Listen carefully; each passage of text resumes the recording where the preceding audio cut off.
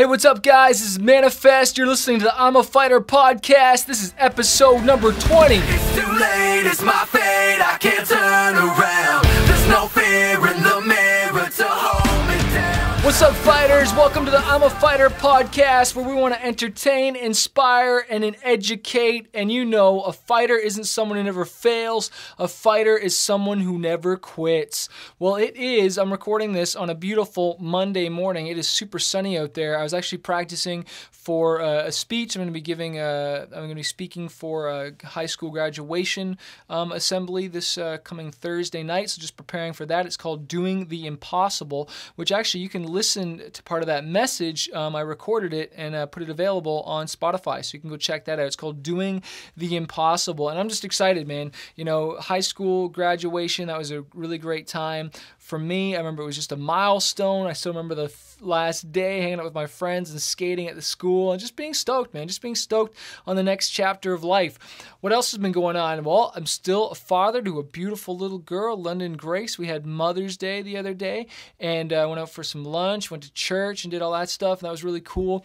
And I went to support my wife for this cool evening called Imagine. We have this thing in Orange County with our church. It's called the Imagine Conference, where they bring in a whole bunch of really awesome women speakers to inspire girls just to go for their dreams and just go for it in life. And they had on the one night event at the Imagine One Night, it's called, they had Miss Universe 1980. Her name is Sean, and I guess she used to be in Baywatch as well. Anyways, she had a really cool, inspiring story just about inner beauty and different stuff, and it was really cool. Definitely the oddball out. I texted a bunch of my single friends. I'm like, dudes, this is the place you need to be. You should have been volunteering here tonight, you know what I mean? Because, you know, there's 10 to 1 women, you know what I'm saying?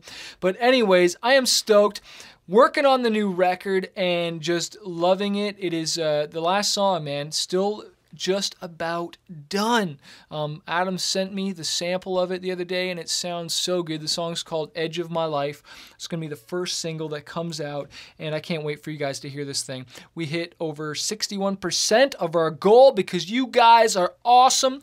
And hey, we're going to be shutting it down soon. And I shot a video just talking about different ways you can pledge and why you want to get the name in the credits package, because that's the first one to go away, because you get the merch package, which just gives you a whole bunch of free stuff.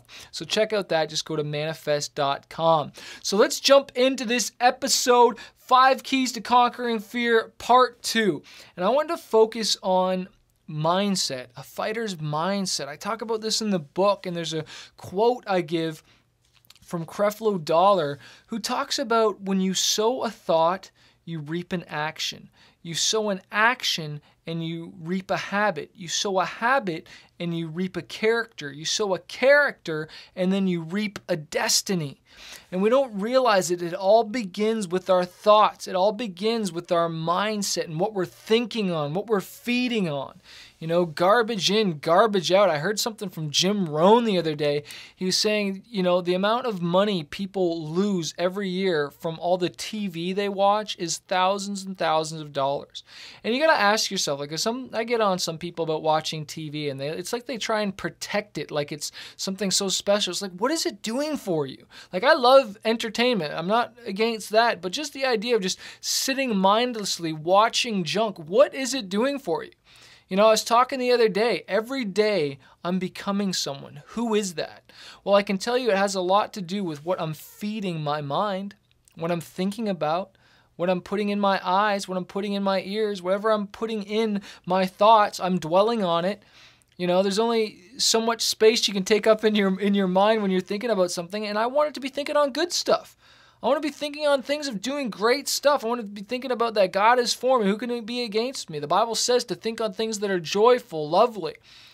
You know, you read in the newspaper and all the wonderful tragedies that are happening on that and dwelling on that all day. And I'm not saying that we don't need to know about that stuff, but is that what you want to think about? Is that going to give you the fighter's mindset? You know, it's one thing to know about something and to make a difference, but it's another thing to keep feeding yourself with all this negativity. You know, so I'm constantly reading books and reminding myself about good quotes and different stuff. I'm actually reading a really good book by Og Mandino. It's called A Better Way to Live.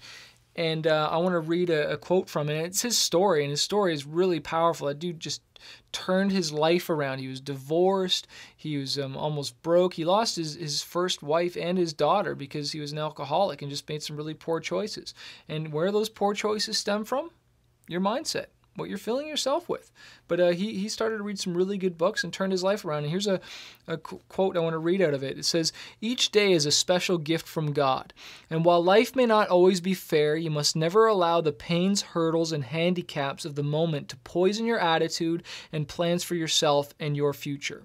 You can never win when you wear the ugly cloak of self-pity, and the sour sound of whining will certainly frighten away any opportunity for success. Never again, there is a better way." And you know what? There is a better way. You know, because like that's what it really is. You're poisoning your mind with junk, you know, by putting in those negative thoughts and thoughts of failure, and it handicaps your attitude and the way you look at yourself and the way that you look at your future.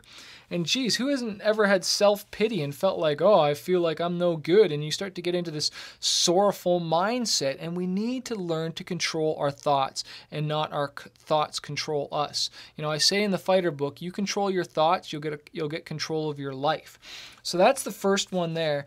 And then the second part I want to talk about, because I'm talking about the keys from my book Fighter, 5 Keys to Conquering Fear. And this is the part 2 in this podcast series. And the next one I want to talk about is discipline. You know, in the book I talked about, you know, having discipline to write, having discipline so that I would just go straight to the hotel and not go out and party and get in trouble, or a discipline to turn off the TV and unplug it from the wall.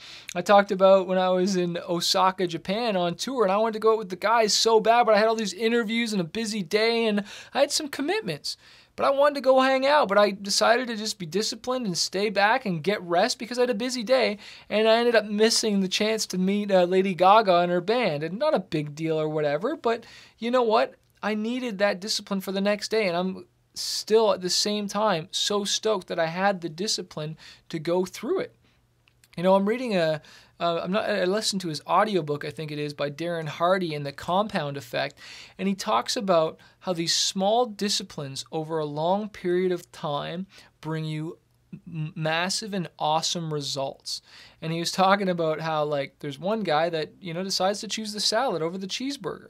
You know, you don't see anything over 2 months, but after 4 or 5 months, all of a sudden those results from healthy choices over a long period of time compound into amazing results. And all of a sudden you look at the two different individuals, and one guy's lost all this weight and looks really good, and the other dude is either overweight or just the same, you know? And there's a great quote by Seth Godin, and he says, and I quoted this in my book, and he says, "Eating ice cream is easy. Creating something that matters is hard."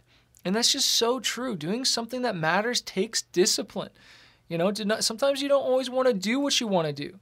You know, I heard Darren Hardy say when he was going to the gym one time, this lady said to him, "Okay, have fun." And he turns around and he goes, "Fun?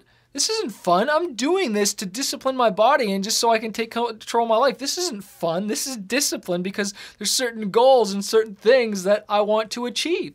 And sometimes that's just the truth. There's certain things in this music career I have that aren't always fun, but I just got to do them and just got to be disciplined. But you know what? The results, you know, that's the end here, is the results that you get in the end, you know. When you invest in yourself, when you invest, period. You know, I heard the other day about discipline, about learning to save 10% of all the money you make. You know, if you're making $10, save $1. If you make $100, save $10 and learn to save, and that discipline and reaping the rewards over a long period of time. You know, what do a lot of people do once they've saved to a certain amount? They pull out, and then they end up missing that compound interest, or they miss the real goal and the real benefit of long-term discipline.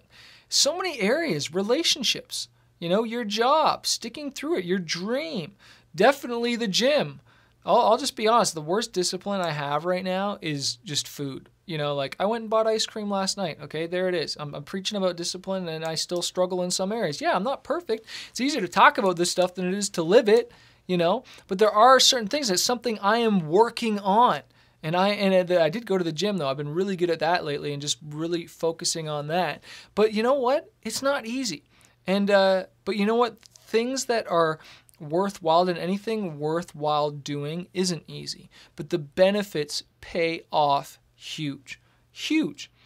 Well, I want to thank you guys so much for listening to this episode. You guys have been amazing. Your comments just encourage me. If you haven't yet, do me a huge favor and rate this podcast. Go into iTunes, leave a review. Let me know what you think about this. Hit me up online if you haven't yet as well. If you go to manafest.com, you can sign up to our email list and you can get my 3 favorite songs. I'm going to send you what I think my favorite 3 Manafest songs are. And then we send you some updates and let you know when I'm going to be touring your area, because we got a whole bunch of new tour dates coming up for this new record, which I can't wait to start performing the songs. But speaking of songs, I want to leave you guys with this one. It's called Never Let You Go. And I just want to remind you, man, a fighter isn't someone who never fails. A fighter is someone who never quits. Peace.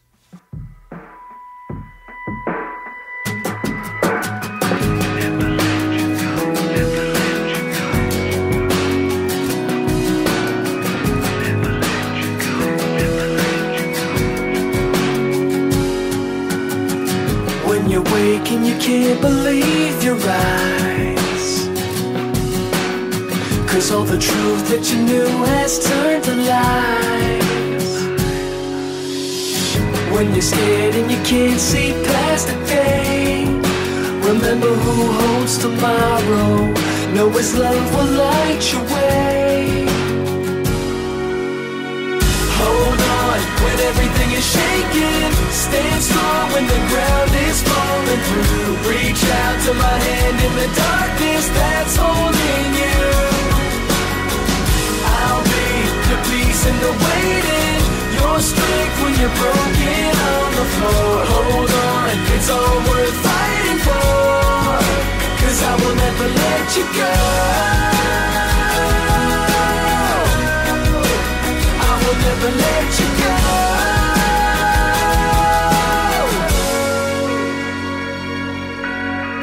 When you look in the mirror and you run away, 'cause all you see are the scars from yesterday.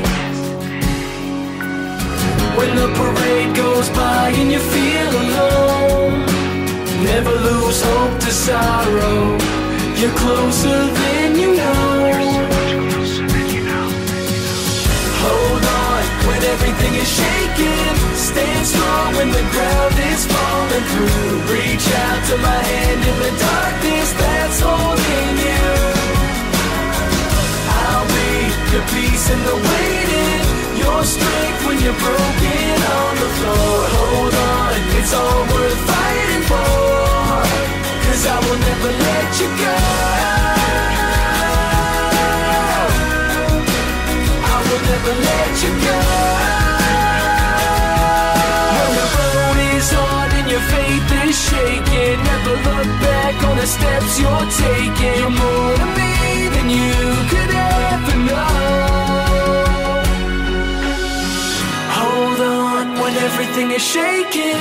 Stand strong when the ground is falling through. Reach out to my hand in the darkness. I'm holding you. I'll be your peace in the waiting, your strength when you're broken on the floor. Hold on, it's all worth fighting for, 'cause I will never let you go.